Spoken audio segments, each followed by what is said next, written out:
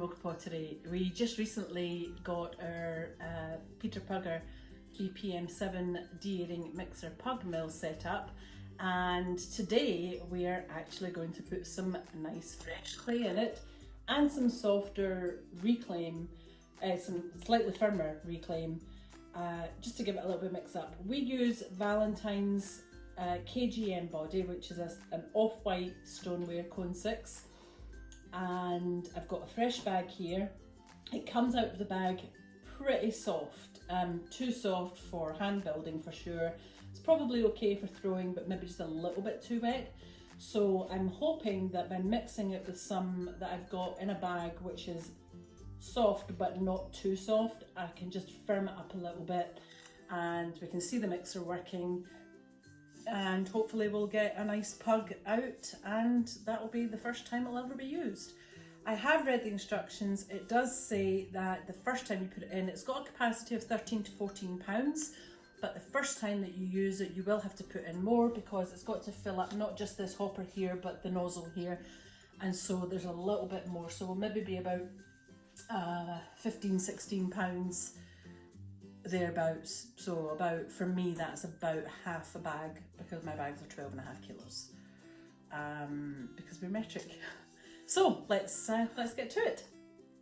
Right, so now that we're all set up, I've got what I've done initially, which I've seen other people doing, and I think it's a great idea, is I have covered all of the controls in plastic, and I've also put plastic across the top panel, which I think is just a cover, but it's actually a really handy table for your clay ready to go in. So I've covered that all the way back in plastic so that I can keep my machine nice and tidy. Once you get clay in your hands, this can get a bit messy. So what I've got, I've actually not opened my fresh bag of clay. This is reclaim, but it is actually still it's quite soft, but it's a little bit too firm if we were going to be throwing with it. So I think putting it through the mixer, de-airing it and pugging it out will just give it a little bit of a softer consistency. So that's what I'm aiming for with this. I've got some here, I've got the rest of that bag sitting here if I need it. I'm not sure how much this is, I've not weighed it, so I'm just going to try and fill the hopper, see where we get to. So, power switch at the side, on, and we don't want anything right now because I'm going to put clay in first. Bye bye, nice clean hopper, I'll never see you again. And we'll just pop some of it in there. The instructions say put in the clay and then turn it on and let the blades turn a part revolution, just so that you can get more clay in underneath. So I'll put in this much and close the lid and just start that on mix for now, and we'll stop. And if you want to come and see that amount of clay that I put in, and I've just turned the augers and it looks empty already, so I think I'm going to have to put a lot more in than I initially thought. So we'll just carry on. We'll put this in and fill up as much as we can.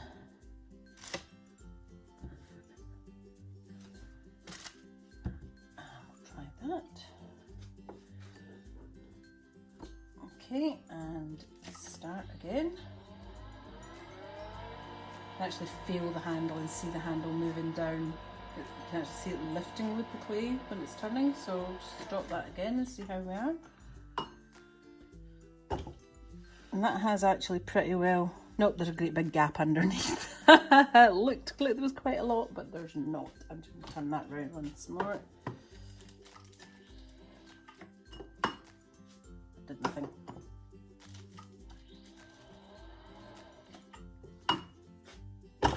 Just keep pushing it in.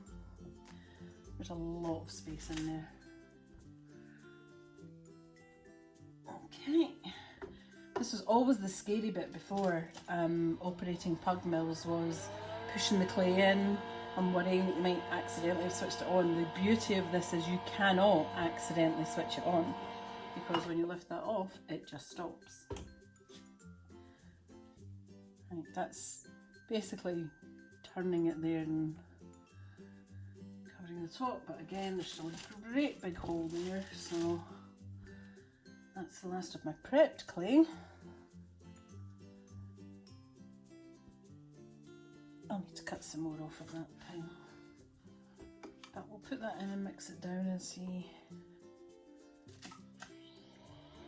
Okay, I'm just going to actually close that for a second.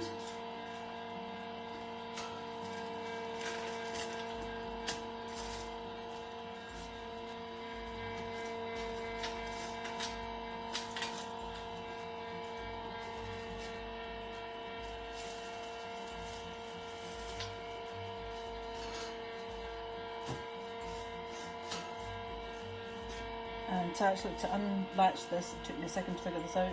Push both of these together. And go.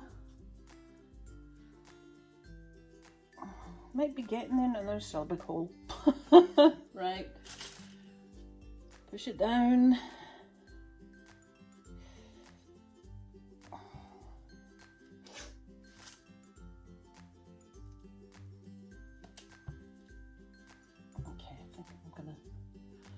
I'll stop there and I'll just let it mix a bit.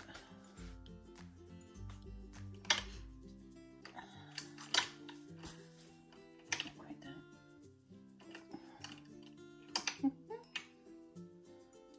That's it. It's quite soft. So back on to mixing. Does it seem a bit louder now? A little bit? Still not bad. I mean, I'm still talking normal talking voice over the top of it, so. Okay, just out of interest, I am going to switch on the vacuum. And with clay in it, we'll see if it actually.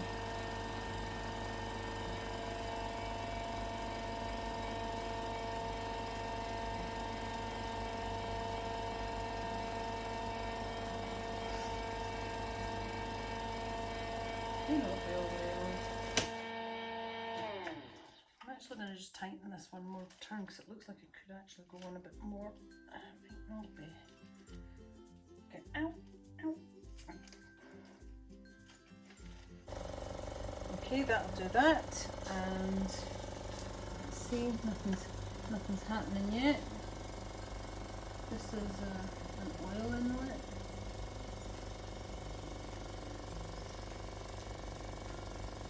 Yep. No vacuum.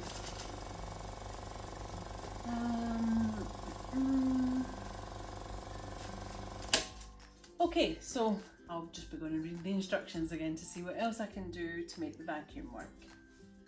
So we'll put that to pug and start.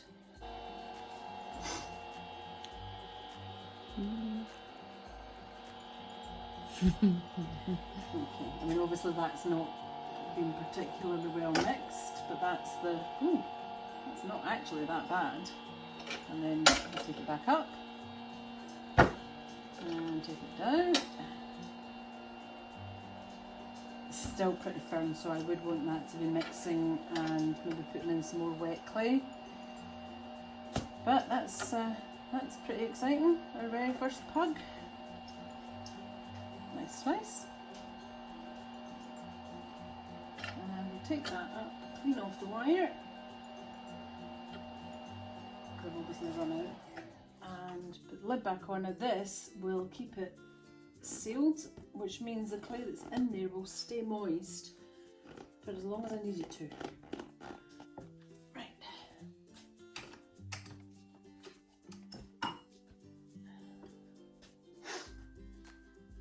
Now there's definitely a great big gap in there. I'm just going to pop this back in and put it back onto mix for that. So that's it. The mixer works, the pug mill works, and I'd have to go read the instructions to figure out the vacuum. But that's pretty successful. Okay, so I couldn't get any vacuum, and I of course did what you're supposed to do and I never do, which is I refer to the manual. There is an entire page on vacuum leaks. I worked through what it suggested. It suggested covering this to see if that would make any difference. This is the where you release the vacuum out. That didn't make any difference. Then it suggested pressing on the vacuum chamber door, and that is exactly where the problem was. So I pressed in a little bit and lo and behold, this started climbing up. So anyway, 24.5, which they say over 25 is a full vacuum. So I don't know, we'll see. But I do have a vacuum. Okay, so I got the manual again.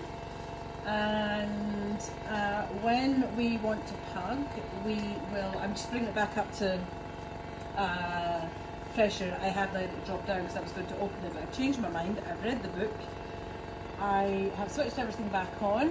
Once it's back up to Perthshire, I'm going to stop the mixing.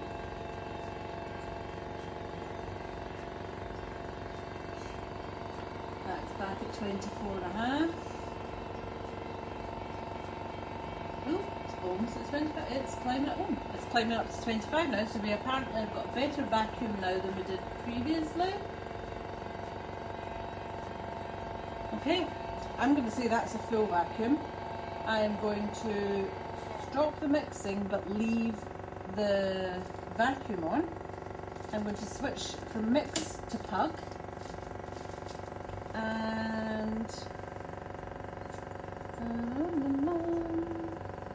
And then we start pugging, and it says if the vacuum gauge drops drastically shortly after pugging begins, press stop, allow the vacuum gauge to rise and restabilise, then mix briefly before pugging again. So that's what we're going to do if this doesn't work. So now I've switched to pug. I'm just going to start pugging. It should push the end cap off with the first pug. The de-airing vacuum is still on. So we're on pug.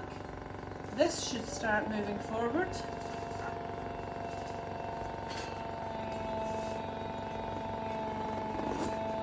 Oh, there it goes. Let's just cut that off. Jolly good. That is beautiful.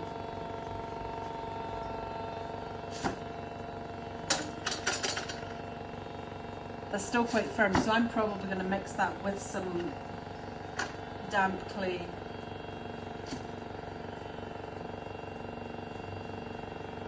But that is beautifully de-aired. So I'll just let this pug all the way out. I'll get as much of it out as I can. The vacuum's at 26 now, so that's fantastic. And it's holding while I'm cutting the pugs. That's stopped pugging. I am going to recover this.